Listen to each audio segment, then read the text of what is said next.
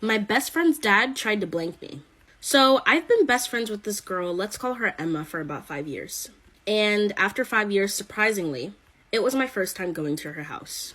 My mom didn't really allow me to go to other people's houses due to safety reasons, and I can see why now. But yeah, anyways, we actually ended up having a lot of fun, but for whatever reason, her dad just stared at me a lot and gave me weird vibes. I didn't know if I was bugging or not at the time, but I thought I caught him staring at my butt, but I just brushed it off and I pretended like nothing happened. I remember the next week we actually ended up having a sleepover, and I heard the door creak and I saw someone kind of peeking through, but I also thought it was a ghost for whatever reason at the time, and then they actually ended up closing the door and like just leaving us alone. But that definitely creeped me out. So over time, I would go to her house regularly and her dad would always stare at me, and it really made me uncomfortable. I tried talking to Emma about it, and you will not believe what she said. Follow for part 2. Part 2 of my best friend's dad tried to blank me. So I tried talking to Emma about it, about how like it was weird that her dad kept looking at me. And she basically said that I was being delusional and that he's not like that.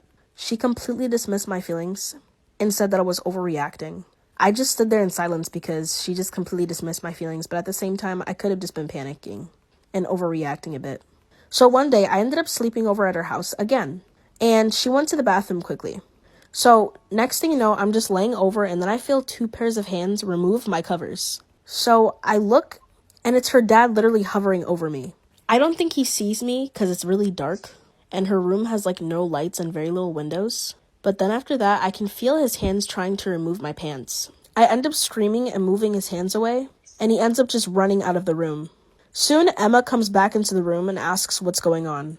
And you will not believe what happens next. Make sure to follow for part 3.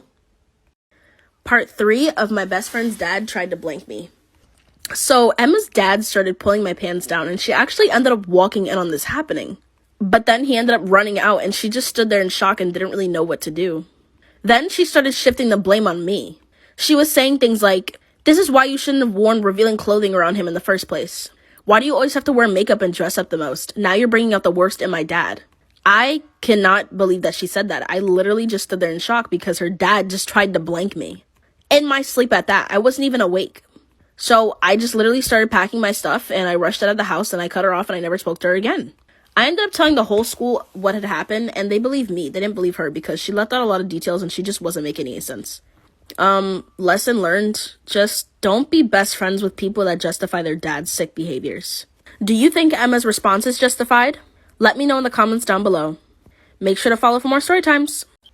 Storytime on how I found out I was adopted. So growing up, I felt so different from my family, and the treatment was off as well. So my mom is white and my dad is black. And my brother and sisters are all biracial, and at the time, I thought I was too. My older brother and sister were both light-skinned, they had light eyes, they had curly or wavy hair, and same thing for my little sister. But she honestly looked like a white girl. I mean, if you straighten her hair, you would have thought that she was just white. And she looked more like my mom than anything. But me, on the other hand, I turned out completely different. I forgot to mention, but my dad is light-skinned as well. I was dark-skinned, I had the regular dark brown eyes, and my hair was extremely kinky. And I recently found out that I have 4B hair. And I never understood how I turned out this way, and the rest of my family was light-skinned.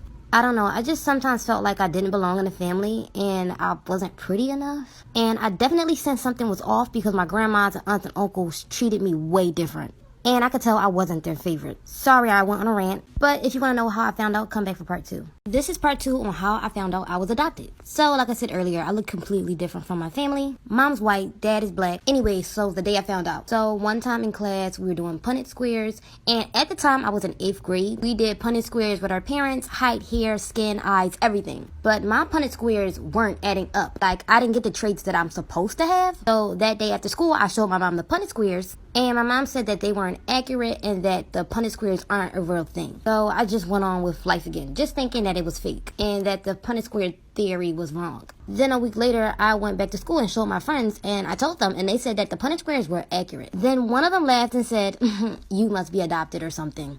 And when she said that, literally my whole world clicked. Sorry, but it's literally so much to the story. You're gonna have to come back for part 3 on how I even asked my parents how I was adopted or if I was adopted. So, sorry. This is part 3 on how I found out I was adopted. So one of my friends said that I must be adopted, and like for a whole month, it was just sitting on me to ask my parents if I was. I was kind of scared because I didn't want to believe that I was actually adopted, but everything was starting to add up from how I looked to how my family treated me, and it's always just been so weird. So one night we were having like a family movie night, and I started crying in the middle of the movie. My dad had paused the movie and asked what was wrong, and I finally asked what's been bothering me. Am I adopted? And my mom looked over to me, and from that look, I could just tell. A couple days later, my parents sat me down and talked about it, told me I was from Kenya, told me about my real mom, and just things that I wish I should have known sooner. Because most of my life, I was questioning my existence. But now I'm 43 years old. I was able to find 2 sisters I had. They were both older than me, and they were also adopted. But I never got to meet my real mom because she passed away before I could meet her. But I'm glad to have met the sisters that I have. Am I wrong for breaking up my best friend's relationship with her boyfriend? Some people may say it was petty, but I think it was justice. So my best friend at the time, which we're going to call Coco, had a boyfriend, and we're going to call him Nick. They met in high school their junior year, and they were together for about like 2 years. Nick was seriously in love with Coco. He would literally do everything for her. Honestly, Nick was like her little puppet. Honestly, throughout the relationship, I felt as though Coco really didn't respect Nick. I mean, the things that he did for her, I wish a man would do for me. And I just really felt like she didn't really appreciate him. If I was in a relationship with Nick, the relationship would have been mutual. I seriously believe that Nick deserved better because Coco wouldn't do anything. She literally added no value to the relationship, but Nick, he would buy her things, took her shopping, went on dates, went on trips, and Coco had nothing to show for it. So I made a plan to steal her man. And in the next part, I'll tell you exactly why I decided to make that. Part 2 on why I decided to steal my best friend's man. So, like I said, the relationship between Coco and Nick wasn't mutual. Coco seriously did not deserve him.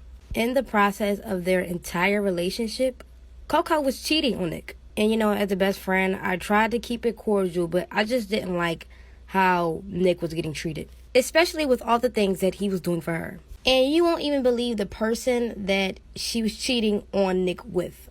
My crush. And she knew that was my crush. She tried to hide the fact that she was talking to him, but I ended up finding out through mutual friends.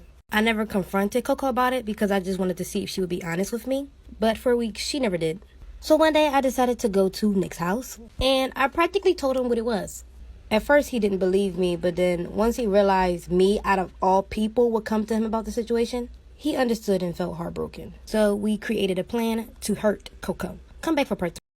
Part 3 on why I decided to steal my best friend's man. So, like I said, I went to his house and told him that Coco was cheating on him. And all necessary, I really don't know what Coco was doing with my crush, but I heard from other people that she was talking to him.